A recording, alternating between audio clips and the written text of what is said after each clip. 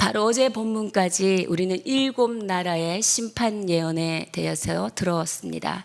7나라의 심판 예언의 구절이 도합 합쳐서 20절에 해당됩니다. 그런데 오늘 북이스라엘을 향한 본문의 구절은 합쳐서 11절이나 됩니다. 그 내용이 가장 많음을 알 수 있습니다. 이 심판은 궁극적으로 어디를 향하고 있는지 우리가 그것을 보면 알 수 있겠죠. 하나님의 궁극적인 심판의 대상은 북이스라엘이라는 것을 알 수 있습니다. 이 의미는 북이스라엘의 죄가 더 많다기보다는 북이스라엘의 죄를 지적하고 그들이 지금이라도 하나님께로 돌아오기를, 회개하기를 촉구하는 그 마음으로 쓰여졌다는 것을 여러분이 마음에 두고 오늘 말씀들을 묵상하였으면 좋겠습니다. 오늘 전체 말씀의 흐름을 보면 6절부터 8절까지는 북이스라엘의 죄악에 대해서 지목하고 있습니다. 그리고 9절에서 12절은 구원하신 하나님의 은혜를 망각한 이스라엘, 그리고 13절부터 16절까지는 이스라엘을 향한 심판 선포로 이어지고 있습니다. 먼저 6절부터 8절까지 우리 눈으로 여러분 금방 읽으신 말씀들을 보겠습니다. 여호와께서 이와 같이 말씀하시되 이스라엘의 서너 가지 죄로 말미암아. 이 문구는 모든 나라의 심판 예언 때 지금 하나님이 똑같은 내용으로 쓰고 있음을 우리가 알 수 있습니다.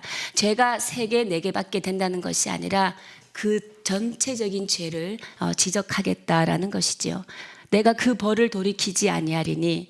이스라엘의 죄악은 첫 번째, 은을 받고 의인을 팔며 신한 켤레를 받고 가난한 자를 팔며입니다.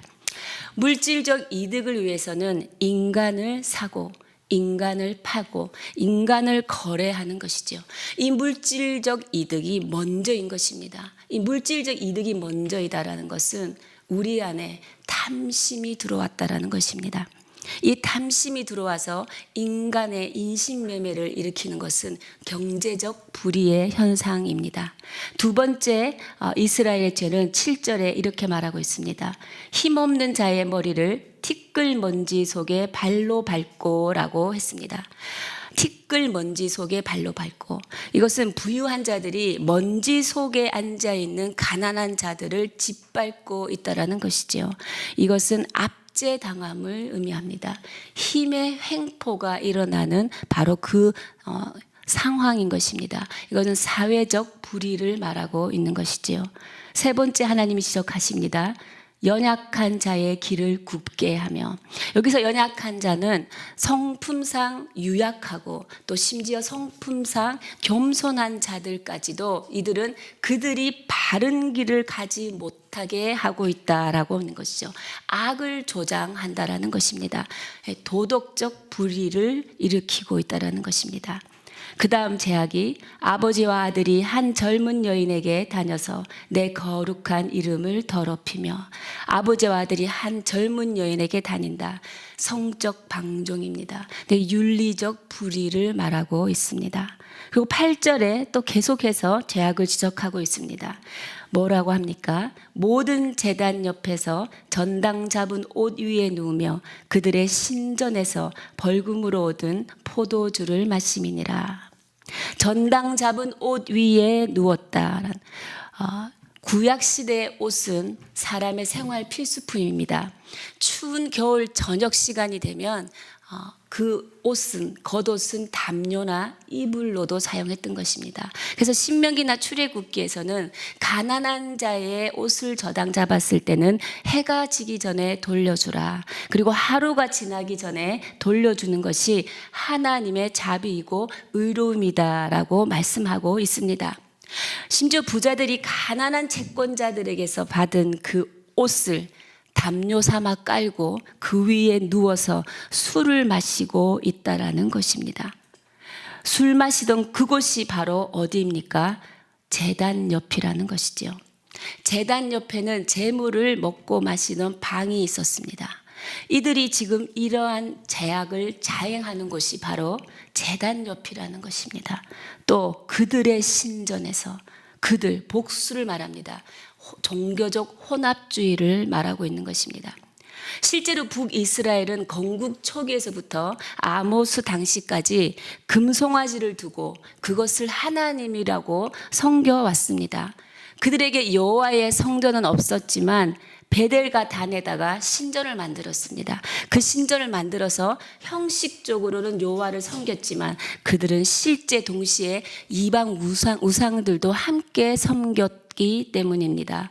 우상 숭배가 이루어진 것이지요.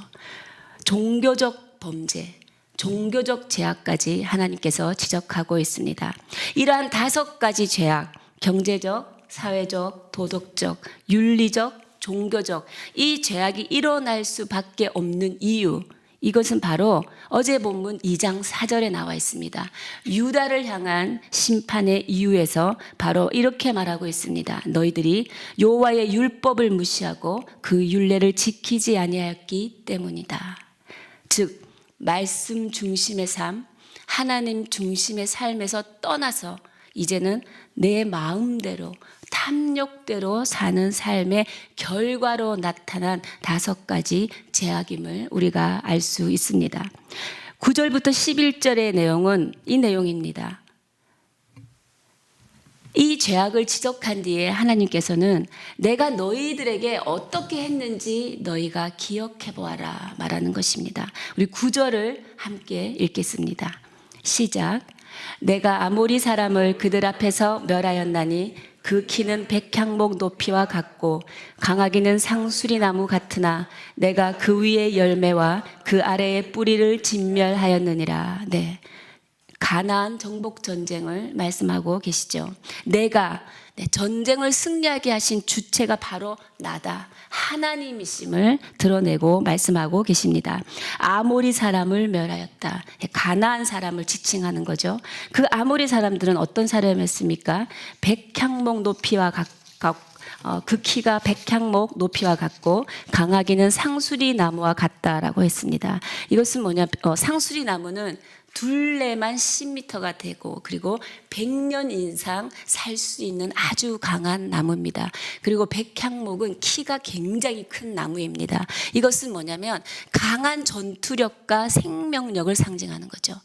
이들이 비록 강한 전투력과 생명력을 가졌지만 전능하신 하나님 앞에서는 보잘것없었다. 그래서 이스라엘 백성들은 하나님이 그 땅을 주셨으므로 그 땅을 차지할 수 있게 되었다라는 하나님의 그 과거를 해상해 보아라는 은혜의 말씀입니다. 하나님께서 이 일을 왜 이루셨습니까? 그것은 아브라함과 이삭과 야곱의 족장들에게 하신 언약을 이루기 위해서인 것입니다. 우리는 하나님의 언약 백성입니다. 하나님의 언약 백성이 살 수 있는 길은 바로 언약으로 돌아가는 것입니다. 하나님의 말씀으로 돌아가는 것입니다. 하나님의 말씀이 회복될 때 우리는 그분 안에 있는 은혜를 누리고 그분을 기억할 수 있게 되는 것입니다. 하나님은 또 과거를 회상하고 하십니다. 우리 10절을 함께 읽겠습니다. 시작. 내가 너희를 애굽 땅에서 이끌어내신 40년 동안 광야에서 인도하고 아모리 사람의 땅을 너희가 차지하게 하였고, 또 내가 인도하였다. 애굽 출애굽 사건을 회상합니다. 광야의 40년 삶 동안 하나님께서 이스라엘 백성들에게 있어야 할 것 있게 하셨습니다. 그리고 없어야 할 것 없게 하셨습니다. 만나와 메추라기로 그리고 불기둥과 구름기둥으로 하나님께서 백성들보다 항상 앞서서 그들의 갈 길을 혼돈치 않고 정확하게 인도해 주셨습니다. 그리고 이스라엘 백성들을 하나님을 예배하는 거룩한 백성으로 준비시켜 주셨습니다. 하나님께서는 광야에서 하나님의 약속의 땅으로 들어가기 전에 하나님의 언약 백성들을 거룩하게 준비시켜 주셨다는 것이죠. 하나님께서 약속의 땅으로 친히 인도해 주었다라는 것입니다. 우리는 앞서가는 하나님을 따라가면 되는 것이었습니다. 그 하나님의 은혜를 오늘 너희가 기억하라 라고 말씀합니다. 그리고 11절 11절도 우리 함께 읽겠습니다. 시작. 또 너희들 아들 중에서 선지자를 너희 청년 중에서 나시린을 일으켰나니 이스라엘 자손들아 과연 그렇지 아니하냐 이는 여호와의 말씀이니라. 네. 하나님께서 예언을 전하도록 선지자를 세우셨습니다. 근데 그 선지자를 세웠지만 이스라엘 백성들은 선지자에게 예언하지 말라라고 말합니다. 12절에 나오죠. 선지자에게 명령하여 예언하지 말라 하였다라는 거죠. 선지자는 무엇입니까? 선지자의 사명은 하나님의 말씀을 전하는 사람입니다. 한 획도 빼지 않고 말씀 그대로를 전하는 말씀입니다. 축복의 말씀을 축복 그대로, 책망의 말씀을 책망 그대로 전해야 되는 의무가 있는 사명자인 것이죠. 그러나 이 아모스가 여러분 누구입니까? 이 아모스는 북이스라엘과 적대 관계를 유지하고 있는 남유다 출신입니다. 그리고 이 아모스는 전문적으로 학력이나 그 지식을 갖추지 못한 목자였습니다. 뽕나무 재배자는 목자를 의미합니다. 그러니 이들이 하물며 남유다 선지자가 북이스라엘에 와서 북이스라엘이 멸망할 거라고 말하는 그 예언을 이들이 듣고 싶었겠습니까? 절대 듣기 싫었던 거죠. 그래서 그들은 이 선지자의 말을 무시했던 것입니다. 잠시 적용해 보면 여러분은 사람을 볼 때 무엇을 제일 먼저 보십니까? 첫인상을 제일 먼저 보십니까? 아니면 그분의 능력을 먼저 보십니까? 그분의 직업, 그분의 스펙을 보십니까? 우리가 먼저 보아야 할 것은 그 사람이 예수를 믿는지 안 믿는지, 하나님을 섬기는지 섬기지 않는지를 먼저 보아야 할 것입니다. 그 이유는 무엇이냐? 예수를 믿지 않는다면 주님께서 그분을 나에게 붙여준 한 영혼이라 생각하고 우리는 그분이 구원을 받을 수 있도록 기도해야겠죠. 그분에게 구원을 전할 사람인 거죠. 근데 우리는 사람을 바라볼 때 그 사람이 가진 것으로 바라보고 선입견과 편견으로 사람을 대하는 것을 볼 수 있습니다. 하나님께서는 계속 말합니다. 이스라엘 자손들아 과연 그렇지 아니하냐. 이 말은 뭐냐면 이 사실들이 맞지 않느냐라고 말합니다. 여러분도 동의하시죠? 9절에서 베푸신 하나님의 은혜, 10절에서 베푸신 하나님의 은혜, 이 사실이 맞지 않느냐 말합니다. 이렇게 은혜를 베풀었는데 너희들은 내가 내 말씀을 맡긴 선지자로 하여금 예언하지 못하게 하고, 그리고 심지어 나실 사람으로 포도주를 마시게 한다라는 것입니다. 나실 사람으로 포도주를 먹게 한다. 여러분 나실인이 우리 민수기 6장에 나옵니다. 우리 민수기의 말씀을 큐티할 때 나실인을 묵상하였습니다. 그들은 뭡니까? 첫 번째, 머리에 삭도를 대지 말아야 합니다. 그리고 포도주와 독주도 마시지 않아야 합니다. 어떠한 부정한 것도 먹어서는 안 됩니다. 시체를 만져서도 안 되죠. 왜 그런 규정을 두었습니까? 이것은 하나님께 바치는 거룩함, 순결의 헌신을 의미하는 것이죠. 그런데 이들이 나실 사람으로 포도주를 먹게 했다라는 것은 하나님께 바치는 헌신을 무시하게 만들었다라는 것입니다. 철저하게 하나님의 말씀을 무시하는 현상인 것이죠. 선지자의 명령, 왜 하지 말라고 하셨을까요? 의로운 책망을 듣기 싫어했죠. 의로운 책망을 듣기 싫어하는 것, 우리는 여기서 영적 교훈을 하나 얻을 수 있습니다. 의로운 책망을 듣기 싫어하는 것은 스스로를 해하는 것과 다름이 없습니다. 하나님의 책망은 하나님 아버지가 가지는 오서리티, 그 권위로서 사랑하는 자녀에게 사랑의 표현으로 책망하시는 것입니다. 이 책망은 책망이 목표가 아니죠. 심판은 심판이 목표가 아니죠. 무엇입니까? 돌아오라. 내가 너를 기다리고 있다. 지금 돌아오라. 나는 두 팔을 벌리고 너를 맞을 준비를 하고 있다라는 아버지의 사랑인 것입니다. 우리의 귀는 책망 가운데도 열리고 축복 가운데도 열리고 하나님의 말씀 앞에 우리는 열리는 자세를 갖춰야 될 줄 믿습니다. 오늘 하루 살아가실 때 하나님의 말씀 앞에 열린 마음으로 살아가시기를 주님의 이름으로 축복합니다. 하나님의 백성이 하나님의 은혜를 잊지 않으려면 첫 번째, 말씀으로 돌아가는 것입니다. 말씀을 기억하는 것입니다. 그 다음 내용을 함께 보면 죄악의 지적 다음에 이어지는 것이 은혜를 강조하는 것이었습니다. 하나님이 왜 죄악을 지적한 다음에 은혜를 강조했을까요? 보통 순서를 보면 죄악을 지적했으면 심판의 메시지가 먼저 나와야 되죠. 근데 지금 죄악을 지적하고 하나님은 은혜의 메시지를 이어가고 있는 것을 우리는 보았습니다. 이 말은 뭐냐면 하나님은 이 마음이 있는 것이죠. 내가 너희들을 다른 이방인들처럼 무관하게 여기지 않겠다라고 하는 언약적 사랑을 우리는 알 수 있습니다. 하나님의 궁극적 목적은 기다리는 나에게 돌아오라라는 것입니다. 저는 이 시간 여러분을 축복하기를 원합니다.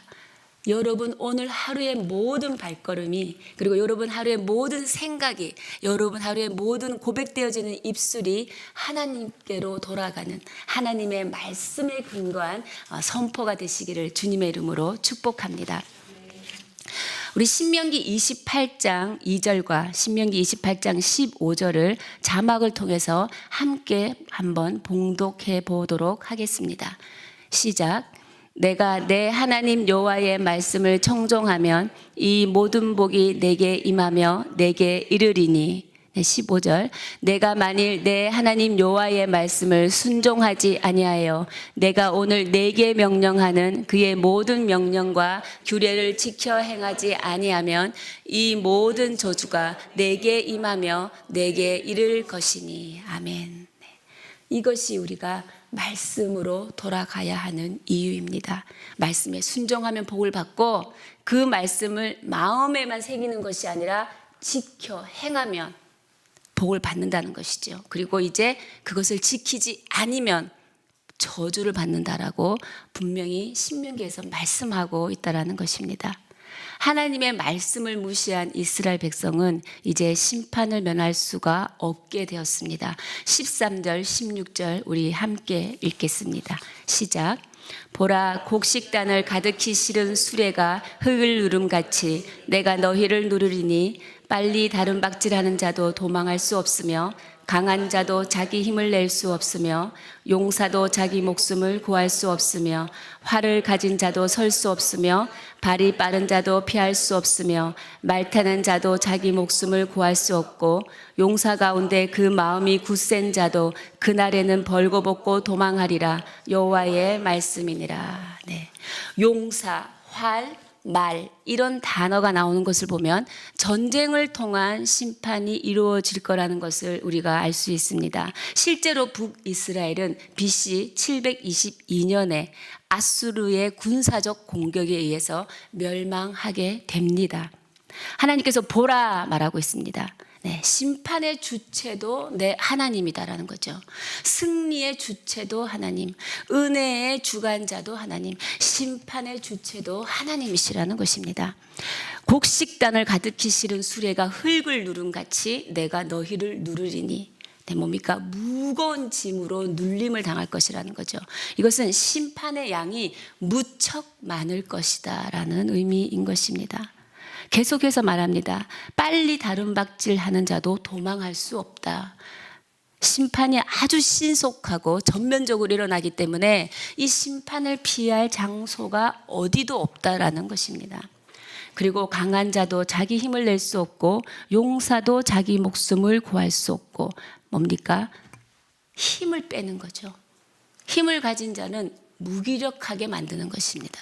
인간에게 가장 무서운 것은 무기력해지는 거죠. 인간이 하나님의 말씀을 떠나면 나타나는 첫 번째 현상입니다. 비전이 상실되기 때문에 생명의 말씀이 메말라 버렸기 때문에 인간은 무기력해지는 것입니다. 무기력해지면 어떻게 됩니까? 미래에 불안과 혼동이 일어납니다. 그리고 어떻게 됩니까? 우울증이 옵니다. 왜? 하나님의 말씀은 생명이에 있기에 생명을 떠난 자는 무기력해지게 하는 거죠. 무기력하게 만드는 것입니다. 그리고 활을 가진 자도 설 수 없으며 발이 빠른 자도 피할 수 없다. 내가 가진 것, 활, 그리고 내가 빨리 달릴 수 있는 내 능력, 아무 소용이 없다라는 것이죠. 하나님의 심판 앞에서 그 심판을 넘어서게 할 것은 아무것도 없다라는 것입니다. 또 용사 가운데 그 마음이 굳센 자도 그날에는 벌거벗고 도망한다고 말하고 있습니다. 용사 가운데 그냥 일반인이 아닙니다. 이게 군사, 굉장히 훈련된 용감한 군사들도 뭐예요? 그날에 자기가 입었던 모든 군복을 다 벗어던지고 도망하는 수치스러운 모습까지 지금 심판의 예언을 하고 있습니다. 너희들은 이 수치까지 당할 것이다라는 것이죠. 사랑하는 여러분, 구원받은 죄인이 하나님의 은혜를 기억하는 두 번째 길은 하나님께 부르짖는 것입니다. 하나님께 엎드리는 것입니다. 무엇입니까? 회개하는 것입니다. 우리가 지금 더 바이블 욥기를 배우고 있습니다. 람 목사님께서 욥기의 핵심 주제 중에 엎드림에 대해서 말씀했습니다. 욥이 진정으로 살아계신 하나님을 다시 고백하고 욥이 진정으로 하나님의 회복을 입었을 때는 욥이 그 죄 위에 엎드렸을 때라는 것이죠. 회개하였을 때라는 것입니다. 진정한 회개는 무엇입니까? 람 목사님은 이렇게 말씀하셨죠. 이렇게 가르치셨습니다. 진정한 회개는 하나님의 주권을 인정하는 거다. 그리고 나의 무지를 인정하는 거다. 하나님의 주권을 내가 받아들이고 하나님의 허락하신 상황 가운데서 그 뜻을 인정하고 하나님, 내가 할 수 없고 내가 아는 것이 없으니 주여 이제 주의 은혜를 구하나이다. 하나님 앞에 우리가 엎드리는 회개의 자세는 우리가 하나님의 은혜를 기억하며 살 수 있는 길인 것입니다. 욥이 진정한 고백으로 무엇을 합니까? 내가 주께 대하여 귀로 듣기만 하였사오나 이제는 눈으로 주를 배웁니다. 눈으로 주를 배웁니다.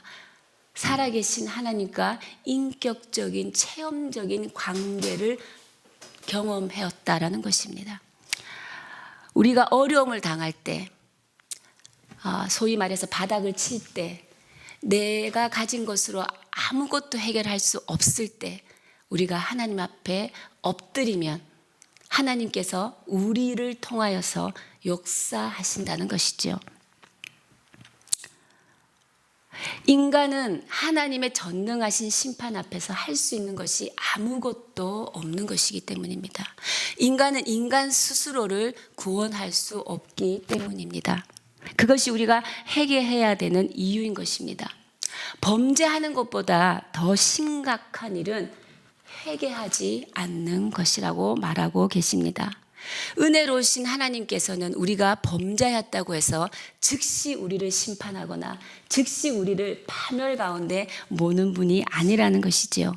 하나님께서는 회개의 기회를 주시고 돌이킴의 기회를 주고 계신다는 것입니다. 우리는 이 기회를 감사함으로 받아들여야 합니다. 그리고 죄를 자복하고 회개하여 하나님의 얼굴을 구하고 하나님의 뜻대로 살기를 결단할 때 하나님께서는 그에 대한 진노와 심판을 거두시고 우리의 새로운 삶을 여십니다. 우리에게 의로운 길을 여십니다. 우리에게 축복의 길을 여십니다. 우리에게 진리의 길을 여시는 분이십니다. 오늘 여러분을 축복합니다. 그 하나님의 은혜가 오늘 여러분의 삶 가운데, 여러분의 인생 가운데, 가정 가운데, 직장과 사업장 가운데 충만하기를 주님의 이름으로 축복합니다. 사랑하는 성도 여러분, 저는 오늘 이 아모스 본문을 묵상하며 질문을 던지면서 설교를 마무리하고자 합니다. 제가 던지고자 하는 질문은 이것입니다. 당신이 가장 소중하게 여기는 것은 무엇입니까? 당신의 삶의 목적은 무엇입니까? 당신은 어떤 눈으로, 어떤 마음으로 모든 것을 바라보고 계십니까? 마지막에 이 세상은 누가 만드셨습니까? 저는 제 자신에게 이 대답을 적용했습니다. 내가 가장 소중하게 여기는 것은 하나님 한 분이십니다. 내 삶의 목적은 하나님을 영화롭게 하는 것입니다. 내 삶을 다스리는 기준은 하나님의 말씀입니다. 내가 바라보는 눈은 하나님의 눈입니다.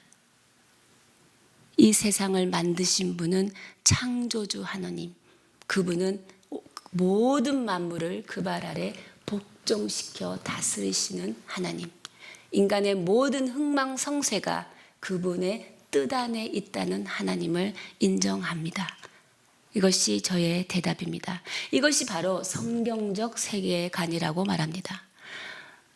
여러분이 다 아시다시피 우리가 11월 18일 날 더 진리라는 성경적 세계관에 대한 강의를 듣습니다.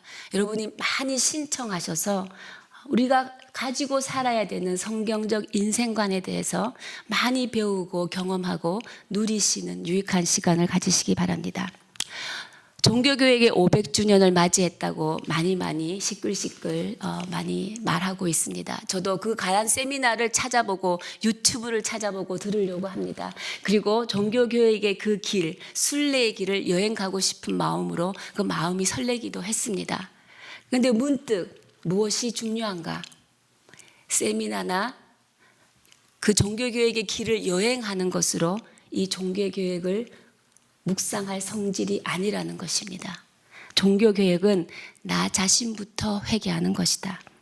나의 성공과 영광이 아니라 오직 하나님께 영광을 돌리고 오직 성경으로 돌아가는 것이, 그 성경에서 돌아가 그 말씀에 순종하는 것이 종교개혁이다라고 저는 묵상했습니다. 나에게 종교개혁은 날마다 종교개혁입니다. 날마다 여러분 삶 가운데 하나님을 주인으로 모시는 선포가, 종교개혁이 여러분과 함께 동행하고 살리시는 은혜로 누리시기를 주님의 이름으로 축복합니다. 네, 기도하시겠습니다. 능력의 근원 되신 하나님 앞에 오늘도 엎드렸습니다. 주님, 스스로 안다고 하면서 주의 길을 떠나지 않게 하여 주시고 죄인의 길에 서지 않게 하여 주시옵소서. 주님, 매 순간순간 하나님의 사랑과 하나님의 선하심을 기억하게 하여 주시옵소서. 주님이 내 인생 가운데, 우리 가정 가운데, 사업장 가운데, 직장 가운데 행하신 그 은혜를 오늘 살펴보며 기억하게 하여 주시옵소서. 인도하시고 전쟁에서 승리하게 하시고 있어야 될 것 있게 하신 하나님을 매 순간 확인하며 오늘도 내 자신이 먼저 주님 앞에 회개하고 말씀 가운데 돌아가고 기다리시는 하나님께 돌아가는 그 하루로 살아갈 수 있도록 주님 기름 부어 주시옵소서. 우리 함께 주님 앞에 기도하며 나가시겠습니다. 살아계신 하나님 아버지, 오늘도 주님 앞에 엎드립니다. 하나님, 나의 죄악을 주님 앞에 고백합니다. 하나님, 엎드려 있는 이 심령 가운데 하나님의 주권을 인정하게 하셨사오니 하나님의 뜻을 이루어 주시옵소서. 하나님의 뜻을 받아들이고 하나님, 내 자신의 무지를 주님 앞에 인정할 때 하나님의 말씀이 내 삶에 일어나는 사건이 됨을 믿습니다. 하나님, 속히 오시어 역사하여 주시고 오늘 하루도 살아갈 때 하나님, 나의 모든 삶 가운데 행하신 하나님의 은혜를 기억하여 주시고 내가 갈 길을 잃을 때 내 길을 인도하신 하나님의 은혜를 기억하며 내가 무기력하게 떨어져 있을 때 나를 일으켜 세우신 하나님의 그 생명의 능력을 오늘도 기억하며 하나님, 나를 찾아오신 그 사랑을 오늘도 기억하며 나를 오늘 사망 가운데서 생명으로 옮기신 구원하신 그 은혜를 기억하며 하나님, 오늘도 예수 그리스도의 그 이름을 붙들고 다시 걸어가게 하여 주시옵소서. 그 이름으로, 그 말씀으로 하나님 안에서 걸어가는 주의 백성들, 하나님 그들의 길 가운데 하나님 오늘 의로운 길이 열리게 하시고 생명의 길이 열리게 하여 주시고 축복의 길이 열리게 하여 주시고 진리의 길이 열리게 하여 주시옵소서. 그렇게 하실 주님을 찬양하며 이 모든 말씀 우리 주 예수 그리스도의 이름으로 기도하며 지금은 우리 주 예수 그리스도의 무한하신 은혜와 성령의 역사, 교통하심이 하나님의 은혜를 잊지 않고 기억하며 하나님의 말씀을 지켜 행하여 복의 근원이 되기를 결단하는 주의 백성들 머리 위에, 사람 살리는 교회 위에, 가정과 직장 일터 위에 지금으로부터 영원까지 함께 하시기를 간절히 축원하옵나이다. 아멘.